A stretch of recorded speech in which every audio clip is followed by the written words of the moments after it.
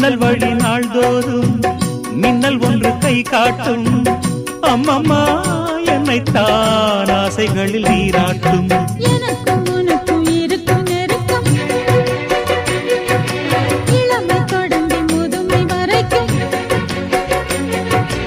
இரவும் பகலும் உறவை வளர்க்கும், இடையில் இருக்கும் தடையை தகர்க்கும்.